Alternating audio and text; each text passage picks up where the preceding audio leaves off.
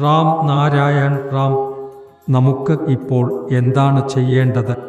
യുദ്ധകാലത്ത് ഒരു വർഷത്തെ ജോലി 6 മാസത്തിൽ പൂർത്തിയാക്കാറുണ്ട്. അടിയന്തരാവസ്ഥയിലുമാണ് എല്ലാവർക്കും അങ്ങനെ അറിയിക്കപ്പെടുന്നത്. മഹാനായ വ്യക്തികൾ ഒരേ രീതിയിൽ പങ്കാളികളാകുന്നു. അവതാര എന്ന് വിളിക്കപ്പെടുന്നവർ അല്ല, ജന്മം മുതൽ തന്നെ സിദ്ധരും മുക്തരുമായ നിലയിൽ വന്നവർ. അവരിൽ ചിലർ തീരുമാനിച്ചു അവർ 10 ലക്ഷം പേരെ കൂട്ടിക്കൊണ്ടുപോകും, ചിലർ 10 കോടി ആളുകളെയെങ്കിലും.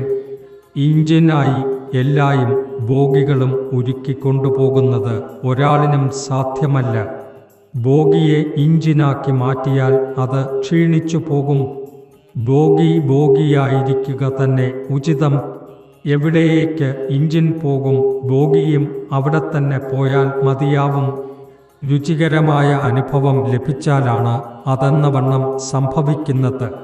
അതിനാൽ ഇഞ്ചിൻ പറയുന്നു, എന്നെ പിണഞ്ഞു പിടിക്കൂ, ശക്തമായി പിടിക്കൂ. ഞാൻ എവിടേക്കും പോകുകയാണെങ്കിൽ നിങ്ങൾക്കും അവിടേക്കാണ് പോവേണ്ടത്ര. ബോഗിയുടെ ഈ പാത അത്യന്തം മനോഹരമാണ്. എൻ്റെ പ്രഭാഷണം അവിടെത്താൻ വേണ്ടിയാണ്. അളവോടെ ചേർന്ന് നടക്കുമ്പോൾ ആ ഇഞ്ചിൻ്റെ വേഗത കിട്ടുന്നു. നിങ്ങൾക്കും ഇഞ്ചിൻ ആകാൻ കഴിയും.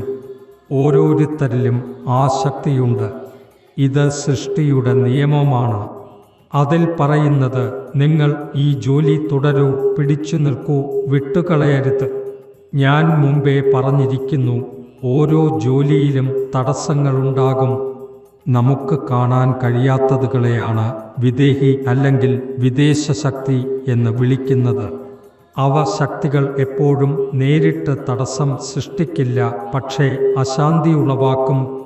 ഈ പ്രവാഹത്തിൽ അവ തടസ്സം സൃഷ്ടിക്കുന്നു. കാരണം 21 കോടി വർഷം എടുക്കേണ്ട ഒരു കാര്യമാണ് 21 ദിവസത്തിനുള്ളിൽ സംഭവിച്ചാൽ അതിന് തടസ്സം വരിക തന്നെ ചെയ്യും.